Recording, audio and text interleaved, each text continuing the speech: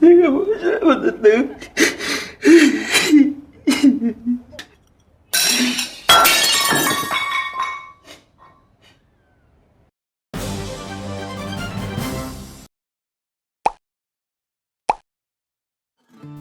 주인공 송철호는 계리사, 지금 말로 공인회계사 사무실 서기입니다. 더럽게 박봉인 탓에 치통에도 치과 한 번 못 가고 지는 딸 둘에 아들 하나인데 그러고 지가 결혼하는 여동생이 둘 있습니다. 그리 따지면 내는 할매, 할배, 그다 남동생 서희 10명이다 10명. 줄줄이 딸린 식구들과 해방촌 판잣집에서 근근히 살고 있습니다. 산비탈을 도려내고 다닥다닥 붙어있는 집들, 모두 판자, 고철 등으로 짜집기 되어 있습니다. 이 해방촌이란 곳이 광복 이후 만주, 일본에서 온 사람, 북에서 월남한 사람, 한국전쟁으로 피난 온 사람들이 정착해서 불리게 된 겁니다. 몇 년 전 백종원 골목식당에서 나왔던 곳이죠. 암튼 얘기로 다시 돌아가서 철호는 일을 마치고 집에 들어서자 가자고 외치는 정신 이상 무모가 그를 맞아줍니다. 6.25 때 용산 일대가 불바다 지옥이 된 이후 정신줄을 놓게 된 건데 나름 사정이 있습니다. 원래 이북 쪽에서 꽤나 큰 지주마님으로 떵떵거리며 살다가 남북 분단이 되고 공산주의를 피해 남쪽으로 넘어와 이 개고생을 하는 겁니다. 노인네 돈 떨어지면 병난다고 그 후로 고향 가자는 말을 입버릇처럼 해오던 차에 전쟁이 일어나고 정신 이상이 돼버린 겁니다. 만삭인 아내는 딸아이 빨간색 새 신발을 보여주며 삼촌이 사가지고 왔다고 정말 간만에 웃어 보입니다. 문득 이화여대 졸업 음악회 때 청순하고 예뻤던 모습이 떠오르며 지금의 영양실조에 쪼그라든 변해버린 모습에 가슴이 아픕니다. 중2병 말기의 동생 영호가 얼큰이 취해 방에 또 널브러져 있습니다. 얘는 제대한 지 2년이 넘도록 백수생활 하시며 친구들과 술 마쳐 드십니다. 그러면서도 친구가 줬다며 양담배를 피고 인생 한방을 꿈꾸며 정말 욕먹지만 골라서 합니다. 형 초로가 봤을 때는 정말 한심한데 영호 역시 너무나 정직하게 살아가는 형이 답답합니다. 양심, 윤리, 법률 등 먹고 살기 힘들어 죽겠는데 이따위 것들이 자신들에게 뭔 의미가 있냐며 개나 줘버리려고 합니다. 이때 어머니 추임새는 계속됩니다. 이때 뾰족구두 소리를 내며 여동생 명숙이 돌아옵니다. 가족들은 거들떠 보지도 않고 방에 들어가서 널브러지는 명숙이 실질적인 집안 돈줄인데 직업이 좀 양공주입니다.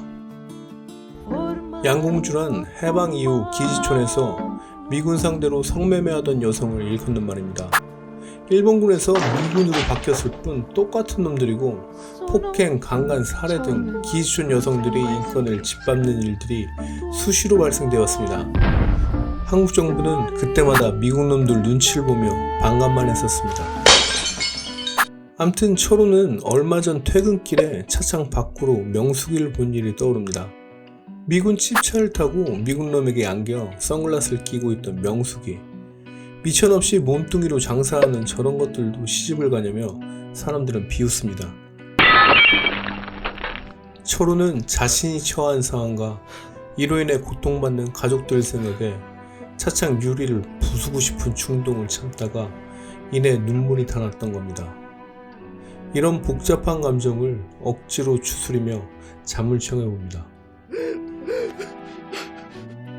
어머니 가자 추임새에 철호는 살짝 잠이 깨고 동생 명숙이 흐느끼는 소리를 듣게 됩니다. 어머니 손을 잡고 자신 입에 가져가 입을 막고 흐느끼는 겁니다. 또 얼마 후 어린 딸아이가 일어나 엄마를 찾더니 빨간색 새 신발을 끌어안고 행복하다며 다시 잠에 듭니다.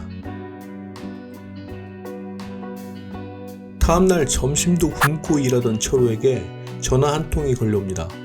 경찰서에서 온 전화인데 동생 영호가 권총 강도 사건으로 잡혀왔다고 합니다. 어느 회사 월급 차량을 권총으로 강탈했다는데 잠깐, 한국에서 권총 강도라니. 이 영상만큼은 어처구니 없을 건데요. 소설에서는 영호 친구 상위 군인을 통해서 총기 밀매가 이뤄진 거라고 합니다.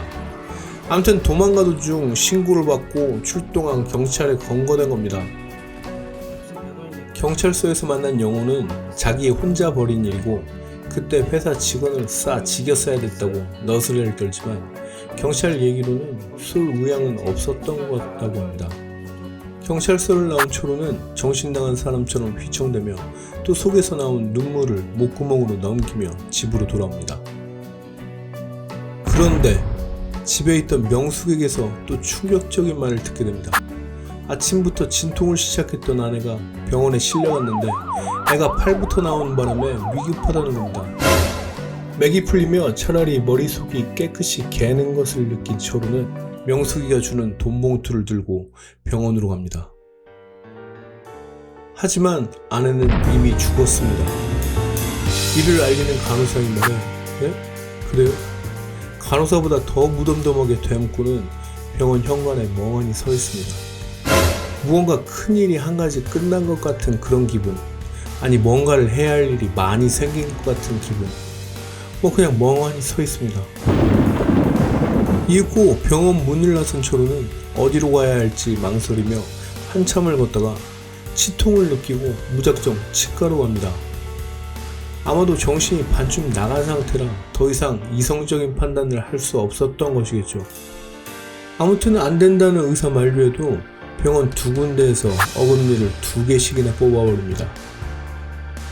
당연 깨문 손뭉치 사이로 엄청난 핏덩이를 계속 쏟고 몸이 떨리고 머리가 혼미해지기 시작합니다. 문득 점심부터 굶은 허기 때문이라는 생각에 설렁탕 집에 갔다가 또다시 나와 택시를 잡아탑니다. 해방촌으로 가다가 다시 병원으로, 다시 경찰서로 횡설수설하는 철호를 보고 택시기사는 오발탄같이 지 갈 길도 모르는 손님이 걸렸다며 궁시렁댑니다. 아들 구실, 남편 구실, 애비 구실, 형 오빠 구실, 해야 될 구실이 너무 많습니다. 당신들 말대로 오발탄일 수도 있겠지만 나는 지금 어디로든 가야 됩니다. 혼미해지는 정신 속에 가자고 외쳐대는 어머니의 목소리만 희미하게 들릴 뿐 입에서 나온 피가 초로의 셔츠를 적십니다. 눈물나게 처절한 한 몰락한 집안의 가장 이야기입니다.